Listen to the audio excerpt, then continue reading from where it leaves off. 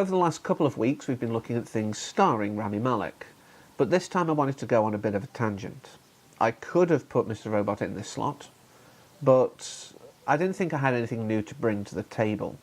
There's probably 1,000 videos out there that deal with Elliot's psyche, the geosocial political ramifications of the programme, and all that jazz. There's nothing that I thought I could do that hasn't already been done, so I'm not going to. I'm instead going to go for something that was pitched to me incorrectly, might I add, but we'll get to that, as the German filmed version, which is Who Am I? Kein System ist sicher, directed by Baron Bo Odar, co-written with Janja Frieser, starring Tom Schilling, Elias Mubarak, Hannah Hertzsprung, and Trina Dierholm. And I do hope I pronounced most of that correctly, I do try. But this was a very interesting piece. It, like I said, was pitched to me as German Mr. Robot, and if you're going in with that expectation, you're going to be probably doing what I was doing, going, is Max the Mr. Robot equivalent? Is Marie either Darlene, maybe she could be a secret sister, or she could just be Angela, and all of these things, you know, is Paul Mobley, but that's probably just physical appearance comparisons. And I was doing all this, and I think it ruined it for me. What I should have been told this is, and if you haven't seen it yet, this is what I'm telling you I would consider it as, Mr. Robot, and Now You See Me. A sort of heist with magic tricks and hacking. It's, I think, a perfect fit. But it was very interestingly well done. It also borrows, I think, from Usual Suspects. The idea of, you know, it's starting with this interview, this police interrogation, and we get the story through arguably flashbacks from that point in time. And then we have the end reveal. Because there is twists, you know, it does keep you guessing, and there's kind of double twists, which is great. I love films that do that constantly go, oh, it's this. Actually, no, we lied it to this. And you can see a lot of the same influences went into both sort of franchises, you know, Mr. Robot and this. There are a lot of things that they've looked at similarly. I think Mr. Robot, from what I know, I'm not a hacker or anything, gets a lot of the technical side right. But this seemed to, it looked good on the surface just as a casual, a filthy casual, not even a script kiddie. You know, it looked good from that angle. And, you know, the thriller aspect was really keeping me going. You know, it was keeping me guessing every moment, like what's going to happen next. Because like Mr. Robot, it starts with him just wanting to change the world. He wants to do good, does our young Benjamin Engel, which is basically Benjamin Angel. Translated, you know, even the name gives us the idea that he wants to be good. He lost his mother when he was younger compared to his father for Elliot, drawing that comparison. And he just wants to do, you know, some good in the world. He idolises this MRX, who I would consider similar to White Rose if we're still doing these Mr. Robot comparisons. And Friends would, of course, be Dark Army by that logic, which is a fairly decent fit, but with Russian instead of Chinese involvement.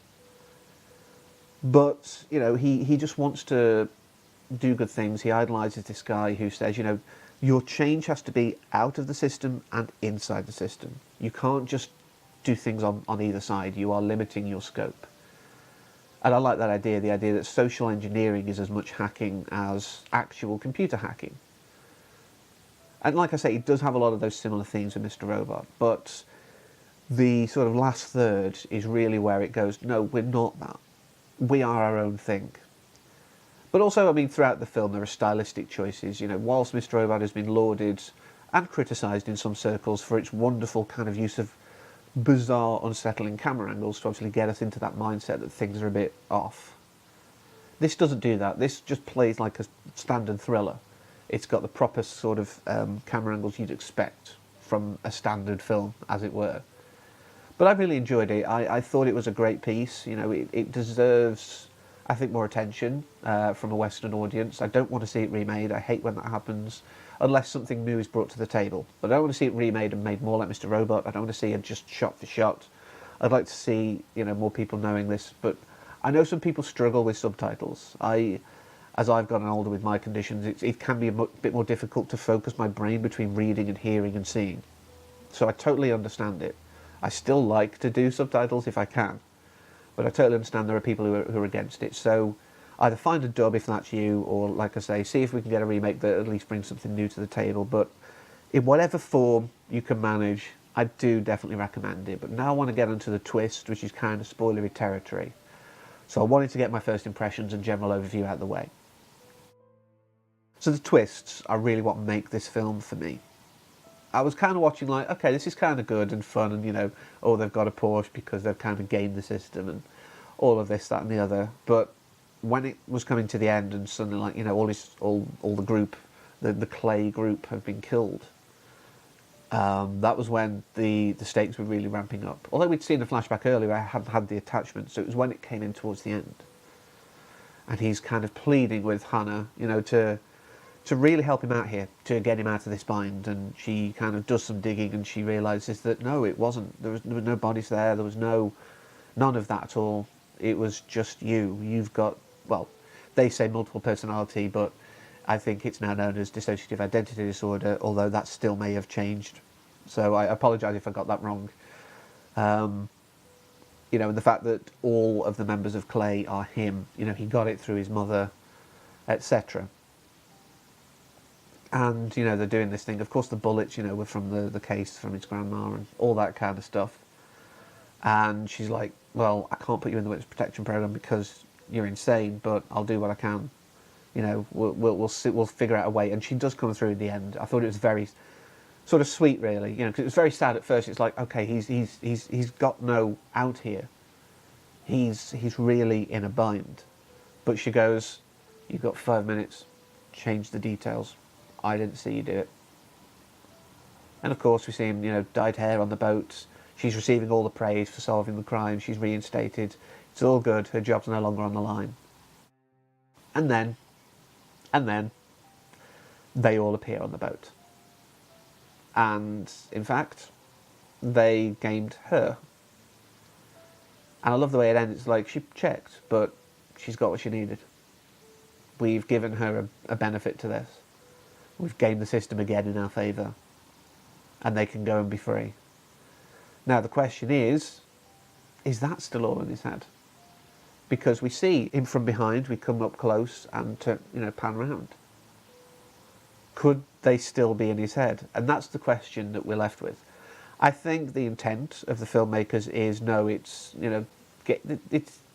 the system has been gamed, because as we see in the car, there is a person just standing in the background watching. But it's after it's like you see what you want to see. And as people who watch these kind of films, these kind of heisty thrillers, we want to see this kind of, you've been gamed too. It's what I loved about Now You See Me, which is why I drew that comparison. But whether, they were real or whether they weren't, he's got away and he's safe. And it really just is one of those that rewards you sitting through it. It's about an hour and 40 minutes, give or take. And I really enjoyed it, like I say. It took my brain to places that I wasn't expecting to go. It surprised me. I was like, wait. I normally kind of review laying down slightly on the sofa just with a notepad, comfy as possible. But I was sitting up at the end going, hold on, what? And it was great. I enjoyed it. So I definitely say, see it again if you already have. See it for the first time if you haven't. And I will be doing something next time that is kind of slightly more related to this kind of subject matter, but in a very different medium. So I hope you'll join me next time for that. But until then, as always, thank you for watching and take care.